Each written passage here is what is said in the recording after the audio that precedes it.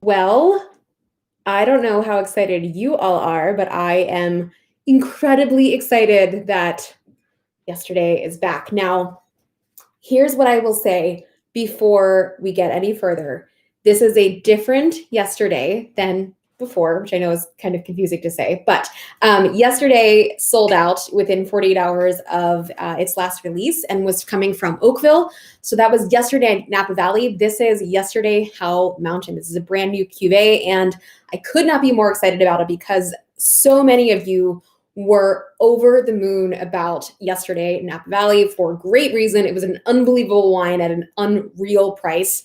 And I think this is going to be another great example of why we love these sort of private label NDA wines that are coming from Wine Access. So what is this? So this is a private label, as I said.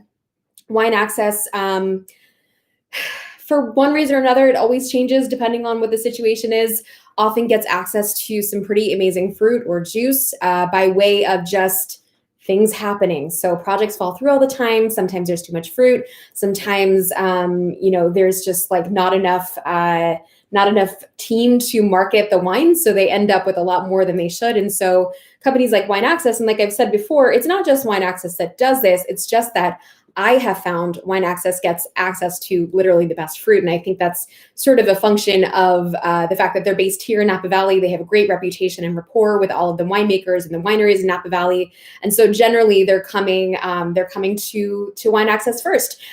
So that is how we get these incredible deals like this one. This is what they're calling a $300 wine that is coming in at $40 in a single bottle down to $35 on a case, which is just insane. And here's what I'll say about this wine. I know what they put in the write-up, and I know what's in this glass, and I have to say it's every bit as good as it is on paper and then some. And just based on what I know from what I'm reading and based on what I'm tasting, I have a pretty good inclination of where this wine is coming from and specifically who they're talking about as far as who's making this wine. So they say it's one of Napa's top guns. So feel free to Google that because I think it was Wine Spectator that said one of Napa's top guns, and you could probably figure it out. And then also this site sits at 1,800 feet elevation on Howell Mountain, which if you've ever had a Howell Mountain wine, you know there is a real intensity to those wines. And then also they can be quite expensive because it's a great area to go grow grapes on. So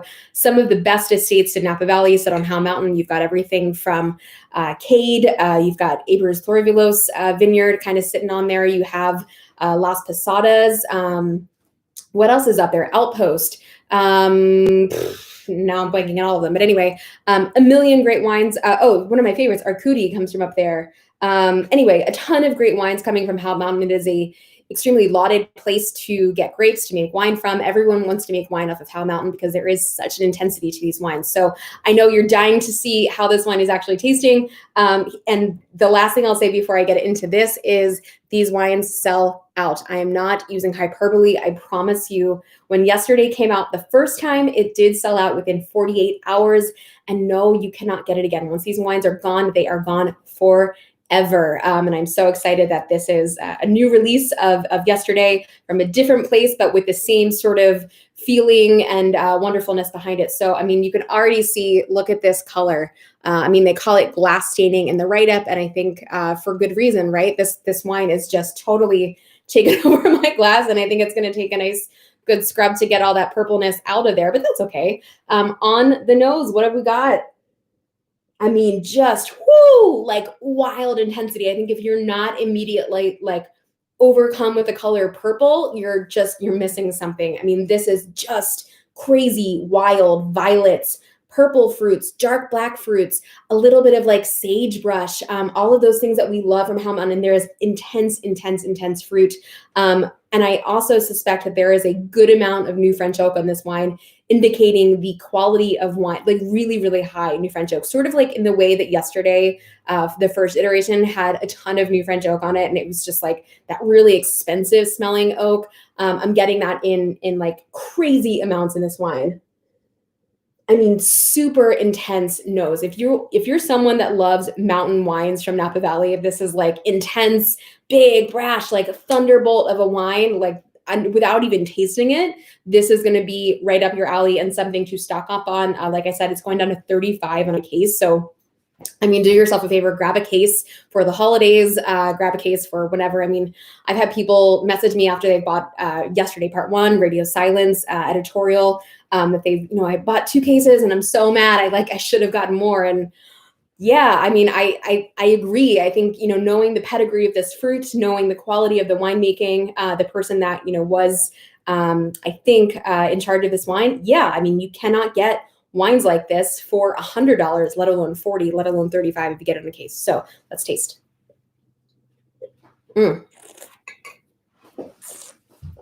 Wow. That is a mouthful. Holy moly. Like crazy, big, huge fruit, but like structurally tannin. If you're a tannin lover, this is going to be your jam all the way. I mean, this is like as big as Howell Mountain gets. I think you think of like the spectrum of who's making wine from the mountain. And I think, this to me is like when people are like, I love Howell Mountain wines, that's this wine. Because there is sort of this like signature stamp. Now, what I want to say is like it's easy to make a big wine. It's easy to like throw a lot of oak on, big monster fruit and like have it come out tasting like a big, intense fruit bomb. What's not easy to do is do it in a balanced way and do it leaving all of the great like terroir and the nuance underneath of it. And that's why I love wines like this, because yes, can you get a $40 Napa Valley Cabernet Sauvignon from like a bargain basement? Sure. It's probably made with like a lower quality French oak, maybe not even French oak. It's probably made from lower quality fruits. And what I find is, it's just sort of overwhelming within like the first 3 sips. And what I love about these wines is that, and what's so different about, $40 wines versus $300 wines is that they can go the distance, not only when you're drinking them, but when you're aging them. There's more there than just the top layer of fruit. There's a lot of depth here, and you can really taste that in this wine. The other thing about Howell Mountain to keep in mind is you often have a lot of that, like underneath that big fruit, you get a ton of minerality. And minerality these days is one of those words that's like a little bit, some people really love it, some people really don't. It's a bit polarizing in that way. And my feeling is, yes, you can feel when there's a little bit of minerality. You can feel where there's some rockiness, some like, something that is other than fruit, more of that soily, earthy, dusty sort of thing going on that you would expect to get from like crushed rock. And as you drive up Howell Mountain, you do get a little bit of like whiff of that wet stone, that nice big, green, like it's not evergreens up there, but it's not redwoods either, but there is something like very herbaceous about that area as well. And you do get that in this wine. Wow. Intense wine. This, you guys know that I'm not a huge advocate for decanting young wines. I will say a decant is going to do wonders for this, because this is a beast of a wine. This is by far, of the wines that I've brought you for on the private label sector, this is the biggest, most brash wine that I think I've brought thus far as tannin goes. Profile-wise, definitely leaning more towards that Radio Silence, if anybody got that wine. So more in that purpley camp versus yesterday, which tended to go like more in the red fruit, that bright Oakville fruit. This to me feels very much Howell Mountain. It feels like a lot of the wines that I was selling for $250, $300, $350 on the press wine list.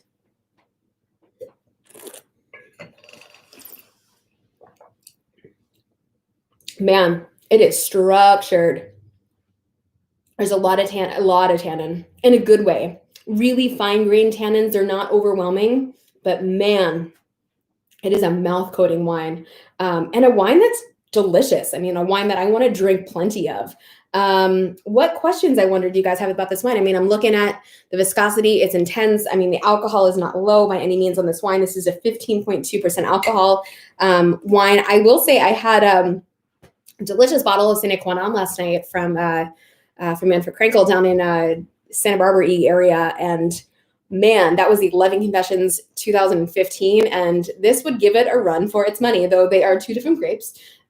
They are like big, massive wines. This is in no way understated. And I think, again, if this is the winemaker that I'm thinking of, which you guys should totally do your research, read the whole thing, try to figure out who it is. This is textbook like how this winemaker makes wine. Big, opulent, intense, knows how to get extraction, knows how to get color, knows how to get intensity out of a grape, but does it so, so well. And he, if it's the person that I'm thinking of, just really knows a thing or two about making these big opulent wines and doing it so gracefully and beautifully, which I love. I mean, the thing is, like, this wine, I think sells itself. Like, I think at this point, the only thing I can say to you beyond these tasting notes, which, hopefully this helps to give you an idea of whether or not this is going to be in your camp, if this is something you want to stock up on or not. This is a high quality wine. You don't find wines like this all that often. And I love that Wine Access makes them possible. And yeah, super, super psyched to see Yesterday is back, as I'm sure you guys are too. Bought a case of this when it was first available, definitely worth its price. Didn't get the beast quality. James, did you have the Napa Valley one or the Howell Mountain? Because this is a different cuvee. So Yesterday Part 1, that was just said Napa Valley on the back. It does have a different back label. This is Howell Mountain. So this is from a completely different fruit source. So I did mention that right in the beginning of the video, and I'm sorry if anybody is just joining us. This is Yesterday Part 2. So this is a different cuvee. You had Yesterday Napa Valley, which was Oakville, coming, they were, I think it was just called like the cult, like a very famous cult wine, that definitely tasted like a cult wine. And then this is Yesterday Howell Mountain, also 2018, but this is coming from Howell Mountain. So two totally different wines, not even like same label, but beyond, like same label, same integrity. But beyond that, like two different fruit sources from, different sides of the valley, essentially. Yeah, I mean, this, like, I agree with you. The Yesterday Napa Valley didn't have that beastly quality. It didn't have the tannin and the structure that this wine has. To me, the Yesterday Napa Valley was that quintessential, flashy, Oakville, sexy, stealthy, plushy, really just, elegant wine. This is elegant and it's stealth and it's sexy, but it's a lot more intense. Actually, it's a lot more intense, a lot bigger, a lot more brash. If I were selling this wine to someone that had asked me for, something from like the Tokalon vineyard or something from that like Eastern Oakville segmented area, that Opus 20, Mondavi territory, and I gave them this, they probably would be pretty upset with me because this is a totally different profile. This is, definitely that quintessential Howell Mountain, not even Mount Veeder, not Pritchard Hill. This is textbook Howell Mountain, something big, opulent, purpley, dark, intense, tannic, all the things that we love about mountain wines. Mountain wines, you're talking about elevation. You're talking about sitting above the fogland. You're talking about the grapes getting a lot more intensity because of where they're sitting and because of the exposition. And so you're talking about Howell Mountain, which starts at 1,400 feet elevation here in Napa Valley. That is where the AVA begins. And this vineyard sits at about 1,800 feet. It's a 35-acre vineyard out there saying, and like I said, I don't know specifically what this vineyard is, but I mean, they kind of give you enough information that I can sort of figure it out. And it is, if it is the vineyard that I'm thinking of, plenty of very famous winemakers that are pulling fruit from this vineyard and making some pretty killer wine in that $200 to $500 category. Dylan, do I taste? I sure do. I've already tasted a few times, but I'll do it again. It's all good. I taste, I drink, I do all the things. Man, tannin's still there. I just poured this wine. I did not decant it. I probably should and could have. Did not decant this wine, just poured it in glass about 10 minutes before I started this live video. The tannins are still there. They are still intense. I didn't do anything other than just pour it into the glass. So I do recommend giving this a nice 30-minute decant before you start drinking it. Unless you're someone that really loves like feeling those tannins. I actually am someone that loves feeling, how intense a wine is in the beginning, and I love seeing it evolve. So if you are that kind of person, then just do what I did and don't decant it. Or if you're just lazy, also like me, and don't want to decant it, also fine too. Blends or single vineyards. Do I like more blends or single vineyards? I don't think I have a preference. I mean, I definitely appreciate single vineyards and like site specific wines. So some of my favorites, are single vineyard wines, i.e. like Islay Vineyard is one of my favorite wines from Napa Valley. I love McDonald Vineyard, coming from East Oakville, beautiful expression of old To Kalon fruit in that sort of segmented area away from where the Mondavi To Kalon is. But I also love, I love wines that are coming from different places and show expression of multiple places in the valley. Wines like, Harlan kind of does that. They're not just using estate fruit. Promontory, sort of, technically an estate, but like that is such a big place that you could hardly call that single vineyard. It's very multifaceted. Where else? I love like the Fantasca wines, the All Great Things. I think that wine is so special and crafted by Heidi Barrett and comes from multiple different places in the valley. And it's such a beautiful expression of the whole valley. It just tells a different story. And I think, you can have really great wines coming from single vineyards, and then you can have really crap wines from single vineyards. It's just a matter of like, can the winemaker express the vineyard in a way that is indicative of the terroir? And I don't know that everyone necessarily gets that. And I also don't know that, some people's strengths are in blending and some people's strengths are in highlighting a single vineyard. And very rarely do you have winemakers that can do both. I think Philippe Melka is a great example of someone who can do both, someone that really understands the vineyard, but then is also, a master blender. So everything from the projects that he does with his own label under like Matisse and Macara, to some of the blends that he does for other properties, I just think super, super special. So I don't have a preference. That's a really roundabout way of not answering your question. So I'm sorry, but like I said, when it's a super special vineyard, like I would hate to see Islay blended with anything else beyond Islay, because that place is just so unique. And yeah, so there you go. I am making dinner tonight, although it will not go with this wine, sadly. I probably should have gone and gotten a steak. That stinks, but what are some of your favorite single vineyard or blended wines? I'm just talking about Napa Valley right now, I think, because, we're talking about a Napa Valley wine, but certainly there's, wonderful representations of wines from all over the world that are, single vineyard and blends. A great example of a blend of many different vineyards is Penfolds Grange. A perfect example of a wine that isn't site specific, but that like has a personality and is just such a delicious wine year after year after year. I don't know Ron Estate, Rahn. I've never heard of that. Dylan, I will have to look that up. I'm not sure that is. Okay, I'm not going to take up any more of your time because I know it's football on Sundays and everybody's got probably dinner to go to soon if you're on the East Coast. But I thank you for tuning in. It's been a pleasure to check in with you. I hope you guys are enjoying weekly wine picks, a newer, or I should say revamped regular series that I'm doing again. Should be every Wednesday, although this week I went live on the wrong channel. I don't even know how I did that, but anyway, should be Wednesdays. I'll go live for weekly wine picks, and then also check out the new podcast. I just launched a podcast with my friends at Wine Access, and I'm hosting that. So that's a Thursday podcast, sort of every week right now, maybe every other week. We're trying to figure out our schedule for right now, but there are 4 episodes up already, and we are not just talking to wine people, we're talking to people from all walks of life. So comedians, musicians, sports people, I guess athletes. We've had Nomar Garcia-Parra from the Red Sox on. We had Brad Williams, he's a comedian. Tiki Barber formerly of the New York Giants, and Carly Pierce, who's a wonderful country music artist. Those have been our first 4 guests, and we have lots of wonderful people down the line. So I encourage you to check that out. Below in the description is the link to find this wine. Like I said, today is Sunday, November 1st.